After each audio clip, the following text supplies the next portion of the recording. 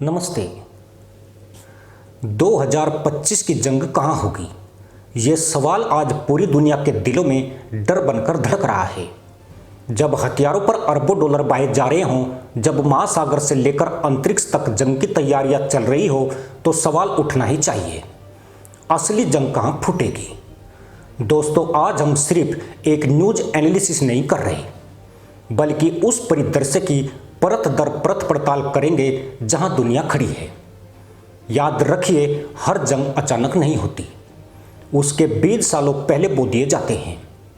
1914 का पहला विश्व युद्ध हो या 1939 की दूसरी जंग, दोनों की नींव दशकों पहले पड़ी थी। आज भी हालात कुछ वैसे ही बन रहे हैं। अब जरा दुनिया का नक्शा अपने दिमाग में खींचिए। यूरोप, जहां रूस और नाटो आमने सामने हैं। एशिया प्रशांत, जहां अमेरिका और चीन का टकराव दिन ब दिन खतरनाक हो रहा है। मध्य पूर्व, जहां ईरान, इजराइल और अरब देशों की तनातनी किसी भी वक्त आग में बदल सकती है। और फिर भारत और पाकिस्तान, जहां हर बार तनाव जंग की चौखट तक पहुंच जाता है। 2025 महज एक कैलेंडर की तारीख नहीं है, बल्कि एक निर्णायक मोड़ है, क्योंकि दुनिया के हथियारों का संतुलन बदल रहा है, क्योंकि अर्थव्यवस्थाएं डगमगा रही है, क्योंकि नई तकनीकें आर्टिफिशियल इंटेलिजेंस से लेकर साइबर वॉर तक अब असली जंग के मैदान में उतर चुकी है। संयुक्त राष्ट्र की एक रिपोर्ट बताती है कि 2024 में दुनिया ने $2.2 ट्रिलियन रक्षा पर खर्च किए, यानी इंसान अपनी सुरक्षा से ज़्यादा हथियारों पर खर्च कर रहा है। इसमें अकेला अमेरिका लगभग $877 बिलियन झोंक चुका है। चीन करीब 292 बिलियन और भारत ने भी $81 बिलियन का रिकॉर्ड खर्च किया है। सोचिए, ये रकम गरीबी मिटाने या जलवायु संकट सुलझाने पर लगती तो तस्वीर कितनी अलग होती। लेकिन दुनिया इस वक्त जंग की ओर ज़्यादा तेजी से दौड़ रही है। अब सवाल ये है कि यह जंग किस मोर्चे से शुरू होगी? क्या ये रूस यूक्रेन से बढ़कर यूरोप को निगल लेगी? क्या ताइवान के मुद्दे पर अमेरिका चीन भिड़ जाएंगे? या फिर पश्चिम एशिया की बारूद की ढेरी में चिंगारी गिरेगी? या कहीं ऐसा तो नहीं कि भारत और पाकिस्तान के रिश्ते एक और जंग की ओर धकेल दें? दोस्तों, इस सीरीज के पहले हिस्से में हम ये समझेंगे कि दुनिया किस कगार पर खड़ी है, कैसे इतिहास खुद को दोहराने की तैयारी कर रहा है, और क्यों 2025 महज एक साल नहीं बल्कि आने वाले दशकों का भविष्य तय करने वाला मोड़ हो सकता है। तो चलिए इस सफर की शुरुआत करते हैं और देखते हैं कि 2025 की जंग का पहला मैदान कहां से सजेगा। दुनिया का सबसे बड़ा सवाल यही है, क्या 2025 की जंग एशिया प्रशांत से शुरू होगी? और अगर हां, तो अमेरिका और चीन आमने सामने कैसे खड़े होंगे?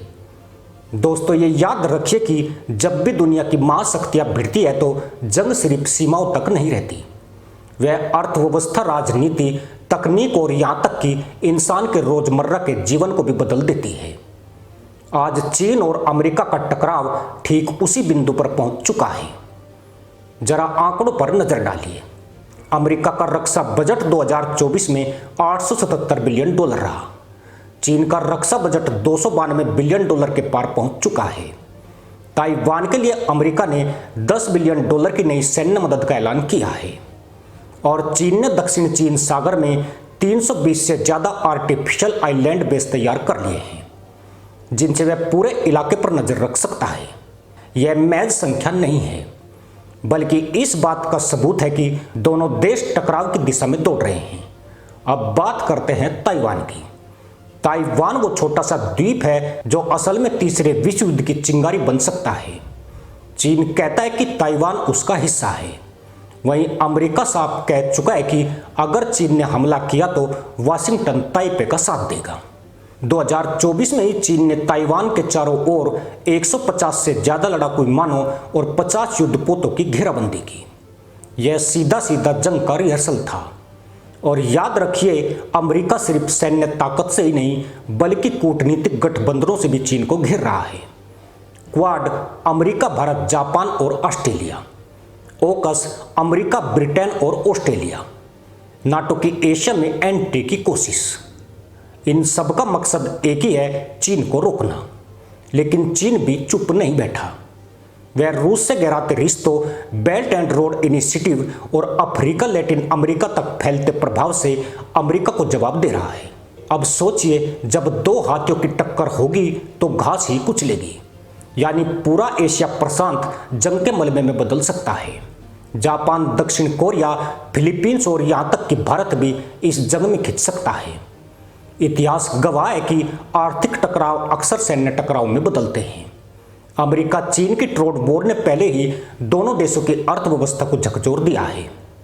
अमेरिका ने चिप्स और एआई टेक्नोलॉजी पर बैन लगाया तो चीन ने रेयर अर्थ मिनरल्स की सप्लाई रोकने की धमकी दी।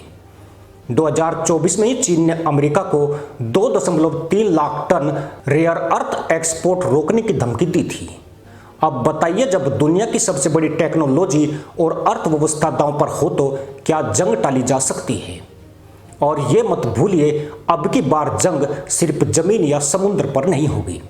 साइबर वॉर 2023-24 में ही अमेरिका के 500 से ज़्यादा डिफेंस नेटवर्क्स हैक हुए। स्पेस वॉर, चीन ने 2024 में एक एंटी सैटेलाइट हथियार टेस्ट किया। एआई वॉर, ड्रोन, रोबोट और ऑटोमेटेड हथियार अब इंसानों की जगह ले रहे हैं।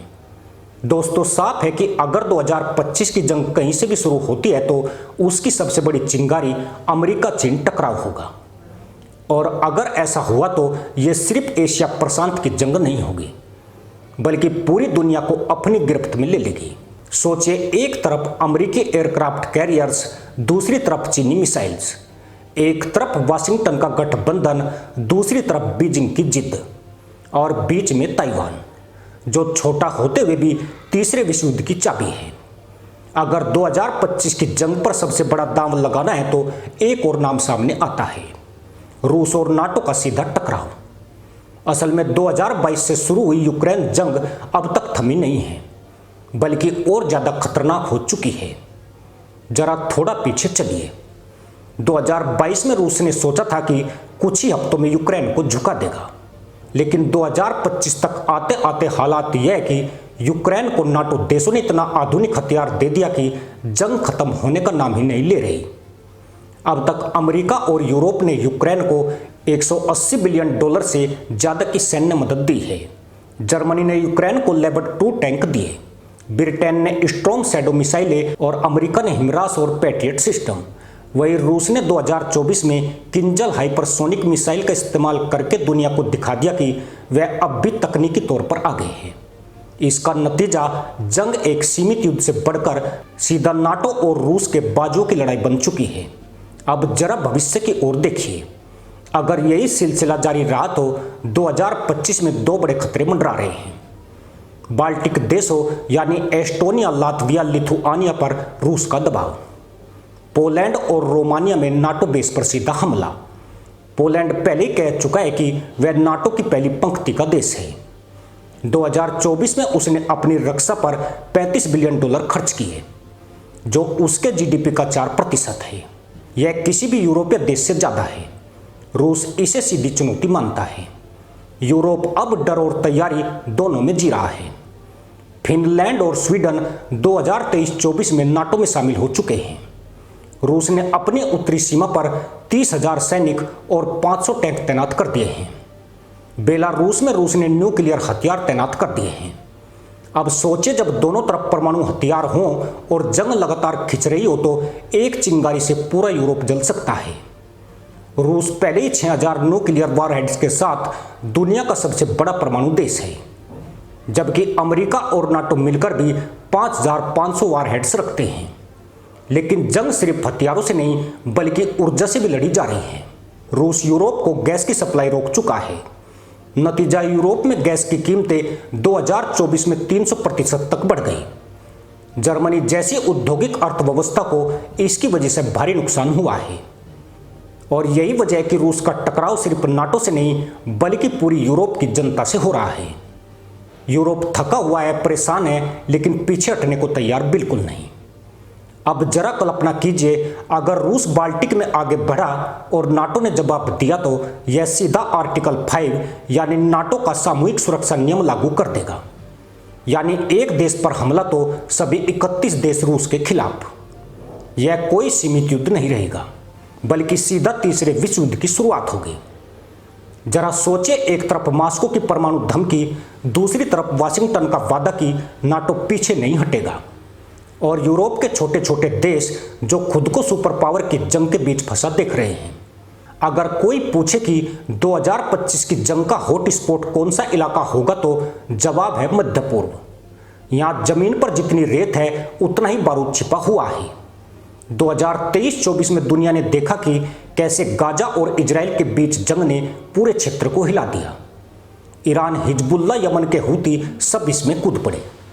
अब 2025 तक पहुंचते पहुंचते हालात और खतरनाक हो चुके हैं। ईरान ने 2024 में यूरेनियम संवर्धन 90% तक कर लिया, यानी वह न्यूक्लियर बम बनाने की दहलीज पर खड़ा है। अमेरिका और इजराइल बार बार चेतावनी दे चुके हैं कि अगर ईरान ने बम बनाया तो फाइनल स्ट्राइक होगी। सऊदी अरब और यूएई हथियारों की खरीद में अब पीछे नहीं है। सिर्फ 2024 में सऊदी ने रक्षा पर $80 बिलियन खर्च किए। यह भारत से भी ज़्यादा है। यानी 2025 की सबसे बड़ी जंग अगर कहीं भड़की तो वह हो सकती है इजराइल बनाम ईरान, जिसमें पूरा अरब जगत और अमेरिका भी घुस जाएगा। लेकिन यहाँ खेल सिर्फ बम और मिसाइलों का नहीं बल्कि तेल और गैस का भी है। दुनिया की 30% तेल सप्लाई मिडिल ईस्ट से होती है। अगर यहाँ जंग छिड़ी तो तेल की कीमतें $200 प्रति बैरल तक पहुँच सकती है। इसका सीधा असर भारत, चीन और पूरी दुनिया की अर्थव्यवस्था पर पड़ेगा। अब जरा भारत की बात करें। भारत आज दुनिया की 5वीं सबसे बड़ी अर्थव्यवस्था है। तेल की 85% जरूरतें आयात पर टिकी है। अगर मिडिल ईस्ट में जंग हुई तो भारत सबसे बड़ी चोट झेलेगा। लेकिन दूसरी तरफ भारत की ताकत भी बढ़ रही है। भारत रक्षा पर साल 2024 में $84 बिलियन खर्च कर चुका है। DRDO ने अग्नि 5 मिसाइल और S-400 सिस्टम की तैनाती शुरू कर दी है। हिंद महासागर में भारत के पास INS विक्रांत और INS विक्रमादित्य जैसे एयरक्राफ्ट कैरियर हैं। इसलिए 2025 की जंग में भारत सिर्फ एक दर्शक नहीं होगा, बल्कि पूरी दुनिया की कूटनीति भारत के इर्द गिर्द घूमेगी। अमेरिका चाहेगा कि भारत उसके साथ खड़ा हो, रूस चाहेगा कि भारत उसके साथ रहे, और चीन चाहेगा कि भारत चुपचाप रहे। यानी भारत बनेगा किंग मेकर। अगर भारत ऊर्जा सप्लाई, हथियार संतुलन और कूटनीति को मैनेज कर गया तो शायद 2025 की जंग को भी रोक सकता है। लेकिन अगर हालात बेकाबू हो गए तो भारत को मजबूर होकर मैदान में उतरना पड़ेगा। और याद रखिए, तीसरे विश्व युद्ध की कोई भी शुरुआत मिडिल ईस्ट से हो सकती है, लेकिन उसका असर एशिया, यूरोप और अमेरिका तक जाएगा। 2025 की जंग दरअसल एक ग्लोबल गेम होगी, जहां तेल, हथियार और भू राजनीति एक साथ फटेंगे। तो सवाल यह नहीं है कि 2025 में जंग कहां होगी, सवाल यह है कि जब जंग होगी तब कौन सा देश बच पाएगा। इसी के साथ अनुमति दोस्तों, जय हिंद, वंदे मातरम।